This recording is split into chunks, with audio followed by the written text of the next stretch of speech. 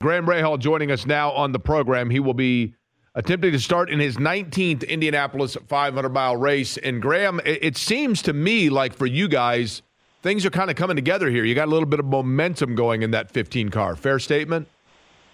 Yeah, man. It's been good. We've worked hard to get our team into the zone that we're in now. We've got work to do. I mean, there's no doubt. But, I mean, you look at our pit crew is number one on pit lane for the year to date at least, and had another great performance. Boys and girls have done a wonderful job there. And, look, these things, when you start to get confidence and momentum starts rolling in your favor, traditionally and typically, it's easier than to carry the results forward. You know what I mean? When you have that belief that you can do it, it's a little easier. And our guys and gals are starting to get that belief and that confidence. And so even on a weekend like last weekend, we started up towards the front. It was a lot less pressure, a lot less stress. There was a belief that we could go out and still have a podium on that particular day, and we did exactly that. So that's what we want. And obviously, I just got out of engineering meetings for the 500, and that's our objective there, is to keep this going. I mean, there's no reason we can't. For people that are, and I want to get into some of the stuff that happened in the Grand Prix as well here in a second, Graham, but for people that this week are going to go out and watch practice, okay, and let's just assume that you guys get all the practice time there and the weather holds up and everything else, what % of the time, if you look at the amount of runs that you're going to do between now and Fast Friday, what % of those laps, Graham, realistically, are you putting out like actual race pace laps as opposed to, like, is it possible that people will look at it and go, man, Graham Rahal's struggling out there. But what we don't know is that you are intentionally working on some sort of a setup that you are unfamiliar with, and you know that maybe you're not going to be that fast in that stint of practice, but that's all by design. What % of the time should we truly evaluate exactly what it is that you're doing in terms of being at the top from a speed standpoint? Oh, I don't think, at least for me, I don't think I'm looking at, I don't think I'm too stressed about speed until about Thursday at 3. If Thursday at 3 comes along and we're still kind of not, because, like, for instance, at least on our car, we were just going over this. I don't even think we'll do any qual simulations or any low downforce until Thursday. So frankly, I'm not so bothered about speed until then. Now, look, well, I'm sure you and I'll see each other before then anyway. So you'll come up to me and ask me how you feel and whatever. And I'll be honest, if right away I'm like, dude, we're in trouble, we'll know. I mean, look, at the end of the day, fast car syndrome's a real thing and slow car syndrome's a real thing.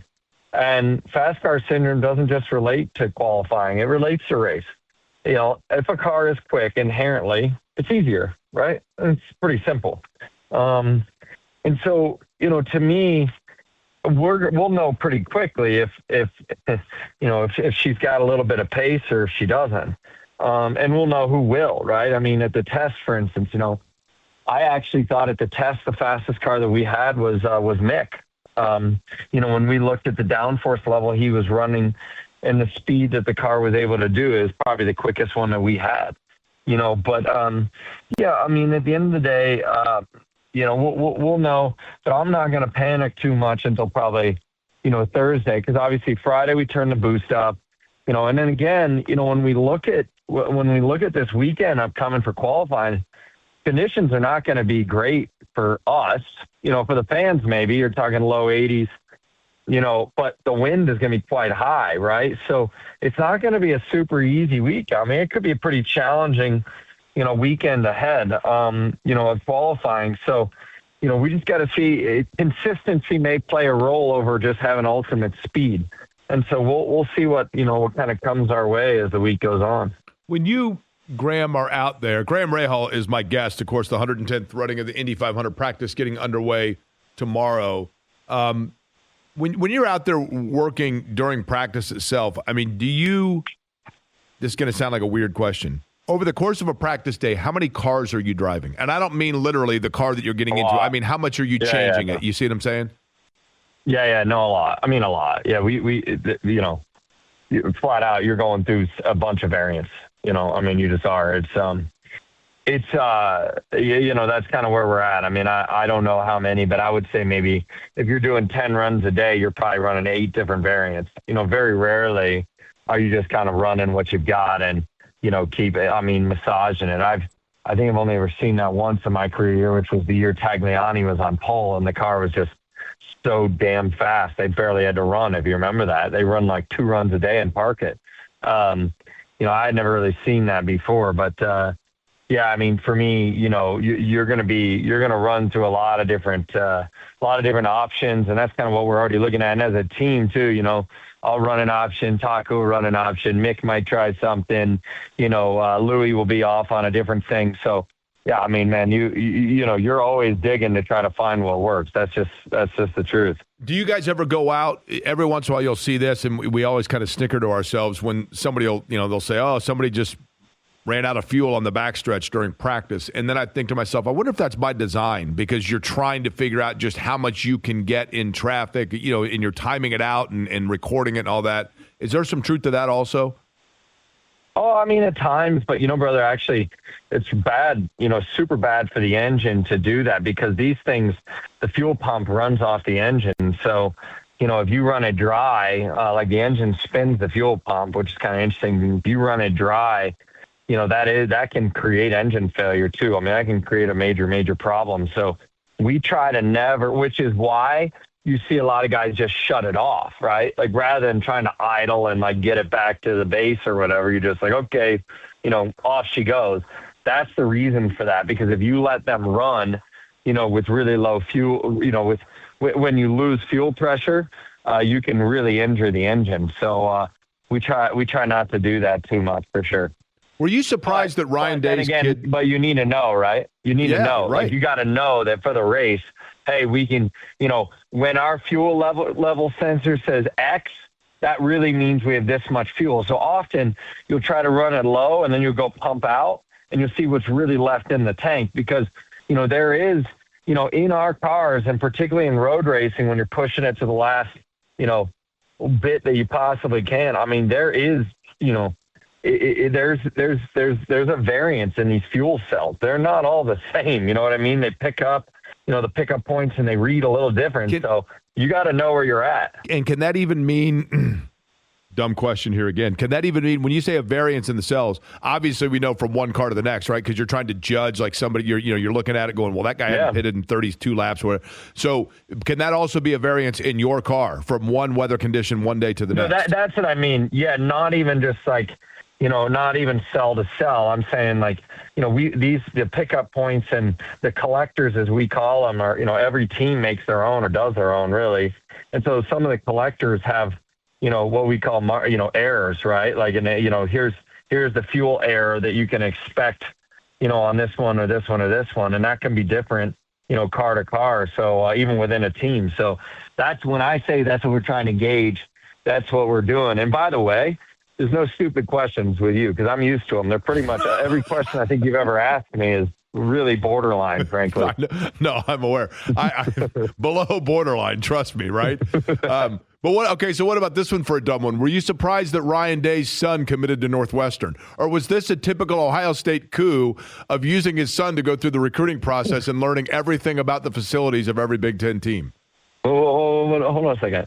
What do you mean Ohio State coup? I think others want to know what we're doing, not necessarily. That's probably not true. Necessarily what Northwestern is doing, with all due respect. Right. Although we could say that about Indiana 2 years ago, and probably right now we're all wondering what the hell Indiana's doing. So, I mean, maybe I'm wrong, but nah, dude, I think it's pretty cool though, right? I mean, the kid actually is a player. I think he's pretty strong, and hell, I know what it's like to go quote unquote work for dad, and it's good to see that. He's kind of that RJ's standing on his own 2 feet, man. I love to see it. He plays at DeSalle's, which is, where I grew up. That's a pretty good school. So, he's definitely got some good competition. They used to kick the butt out of, off my Eagles when I was back in high school. So, very familiar. No, which high school did you attend in the greater Columbus area? New Albany High School. And there is absolutely nobody that's done anything other than Darren Lee, who played for the Buckeyes on the championship team, then proceeded to do nothing but get in trouble in personal life after. So I'm not super proud of that, but that's the only guy I think that's ever actually made it. Here's the notable alumni on the Wikipedia page of New Albany High School, okay? Aiden Morris, are you familiar with him, an English Football League player? Doesn't sound right. It says Aiden's 24 years old. He'd be after you, okay? Yeah, he'll be way after me. Drew Windle, are you familiar with Drew Windle? I'm not. Let's see. He was born in '92, so he's 33 years old. He's a runner. Okay. He would have been my sister's. Yeah, '92 would have been my little sister. Cole Sherwood. You familiar with? Yeah, NHL players. Correct. Yeah, that's right. Yeah. The Sherwood brothers. They're actually quite good. They made it through the Blue Jackets, like young deal, and they made it. Yeah. Okay. I didn't know they went to New Albany, though. I'm not going to lie. Here's the aforementioned Darren Lee, and you're right. You don't want to scroll all the way down to the bottom of the Wikipedia page on Darren, right? Okay. Yeah, it's not ideal. Robert Cash, you know him? No. His friends call him Bobby Money. Robert Cash. He's a tennis player. And then Rivka Berry, who's 33 years old. No. Would have been younger than me. Oh, it says she ran away from home in Ohio under the threat of an. Oh, wow. Okay. Well, there's a lot going on there too. All right. So, Graham, you're carrying the flag from New Albany High. I'm not even on the list, probably. But no, you're on there. You can fix. No, I am. Oh, okay. You are on there. Is it positive or what? It just goes to your Wikipedia page. Yeah, it just says notable. Okay. Although I will say you're behind Darren Lee, but I think it's alphabetical. No, it's not alphabetical because Aiden Morris is after you. So I don't know what that says. Well, yeah, Darren Lee was a hell of a player. He's the one who yelled "Bye, Felicia" at Lane Kiffin, which is still one of my favorite things ever because Lane Kiffin just deserves that as much as possible. But anyway, is this what we were having an interview about? Is this what we were supposed to go? Yeah, this is about Darren Lee. You said there's no dumb questions, right? All right, so here's one for you. There was a lot made during the Grand Prix about the length of time that it took to go to a full course caution when Rossi's car came to a stop on the straight. Your thoughts on it and your observation from inside the cockpit.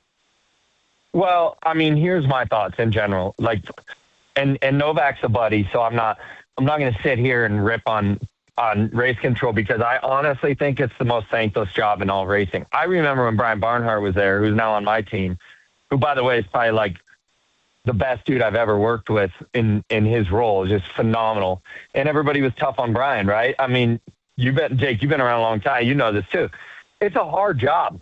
Having said that, I do not believe that race control can or should ever play the hand of God. Naturally, in racing, there's a thing called luck. Whether you like it or not, whether it's beneficial to you or not, it is part of racing. And when you play the hand of God in race control, you alter results. And to me, that is that's a problem, right? I mean, that is a problem. Now, and by that you mean them waiting until like pit sequencing or affecting the pit openness before you throw the flag. Correct. But having said that, I mean, what I didn't like, look, I don't like that Rossi's sitting there by any means. What I also didn't like was that the sector went green right after the incident, which allowed people to pass when they shouldn't have been able to. I mean, Dixon got passed by Pato, but then passed 4 cars into turn 1. Like, by the rule book, because it was green, he could do that. But that's kind of crap, you know what I mean? That's not really, if the guy like Kiffin checks up because he's following what we're supposed to, but then he loses 4 spots or something, I mean, that's not super cool, you know what I mean? So I didn't really love that outcome. I thought that was quite, unfair the way it all worked out. And then the decision to not qualify, and I get it, Graham. There are a lot of people that were like, wait a minute, do they have wet tires. Did they qualify in the wet or not? I guess that comes down to there's a misconception here. You can run in the rain, you just can't run through large puddles of water, right? Well, and then the problem that you have here, all the drivers can talk big about it, but the reality is that we all know the truth. The problem that you have here, some tracks drain really, really well, okay, period. The problem you have at Indy is the oval part in particular, it is an absolute, it holds water and it becomes a slip and slide, unlike almost any of the other tracks. So in my opinion, I thought the move was the right move to not. I would have qualified either way, but I do think it was the right move to not force it. We had issues here a couple years ago, and it was super dangerous and whatever. But what I felt like was kind of a bit of a mess just was like that we all went out to pit lane, sat around, waited for it to get worse, and then, drivers get in your cars and then, okay, no, we're not going to do it. Like, we all knew the conditions were only going to get worse and worse and worse and worse. So I would have just loved to see them pull the plug earlier. But what I am happy with, and I thought they did a wonderful job with, is at least we did qualify because we had so much time on Saturday. I would have hated for them to go, oh, we're going to go off of points. That would have been crappy, at least we qualified, and in the end, nobody had warm-up. But guess what? It was the same for everybody. So, who really cares? That's no big deal. It is what it is. By the way, your high school didn't build a natatorium until 1996? They didn't have a natatorium. You didn't have a natatorium when you were in high school? Dude, we had 30 people in our town until 1995. And then when I went to fifth grade there, we had 3 classes. When my sister Sam went 3 years later, they had like 12. It grew that fast. It was insane. It does say that in the 1820s it was originally a log cabin school. Sounds like it was that until 1994, right? Dude, you should have seen the first school I went to there. My middle school there was like your proper old farm, like farm town, like tiny little brick school that had 8 classrooms total, maybe less. That was where I went to middle school. By the time my sister came to middle school, it was like ridiculous. They had K through 1 and 2 through 5 were in a different school because of how many people moved. I mean, New Albany was literally like, dude, it would have been like going to, I don't know, Gas City or something, like a small place that all of a sudden turned into Carmel overnight. It literally was that. It was just insane. I mean, when we moved out there. It's basically Westfield, right? I mean, fields. Yeah. Literally, it is Westfield. Like the way Westfield's changed in the last 5 years, that was us. It just went from nothing to like the spot in town. And, it's wild, but it was a great place to grow up, man. Great place. Lastly, Graham Rahal is my guest. Third place finish, Sancio Grand Prix, getting set for another Indy 500. It will be the 19th. There have been races in the past, and I know you know it, that it gets away from you, no fault of yours. Something happens. There was one year I remember I thought for sure you were going to win the race. Had an incident in one of your last pit stops. Weird things happen at Indy. But what is your favorite part of May in Indianapolis? What's your favorite, whether it be driving in, driving out, the practices, whatever? Yeah. What I love about Indianapolis is like, dude, even just being at our building the other day at my facility up north and like going to the steakhouse, like people are like, dude, what is going on here? Like people from out of town. And it's like, it's this simple. It's May in Indianapolis. Like it comes to life. Like it creates a vibrancy around this town, enthusiasm around this town that is so far beyond the racetrack. And that's what's cool to me. And that's what I love and appreciate more than anything else. It's just a great time to be in Indianapolis. And I love that. You drive around all the neighborhoods. There's checkered flag everywhere. Like, it's just, or IMS flags. Like it is such a massive part of the fabric of this state and this city. You can't help but love every aspect of it. And for me, that's what it's all about. I just love it. I love it. I wish that this was the case in more places that we go, but it's a special city. It's a special state. It's a special time to be here and be a part of it. And, I've been doing it a long time, but it never gets old. That's for sure. Which milk do you request? Do you guys have to fill out a form at the beginning of the year? Which one do you request? Yeah. I've been getting denied for chocolate milk for years. I mean, that's what sounds the most appealing, but I think I went like 2% or whole this year because I can't remember what I did the year before, but I don't think it worked on my favor. So I'll just keep trying something new. Okay, I'm gonna definitely not doing buttermilk. I'll tell you that. Yeah, no kidding, right? It's like mayonnaise. No thanks. I'm gonna put it down. Terrible. I'm gonna let them know chocolate special request. I got a lot of pull over there at the Dairy Association, so I tried, dude. See what I can do. All right, Graham. Appreciate the time as always. Look forward to seeing you over the course of the week, good, and brother. obviously, best luck and stay safe. All right. Sounds good. Go Bucks. All right, thanks. Graham Rahal joining us on the program.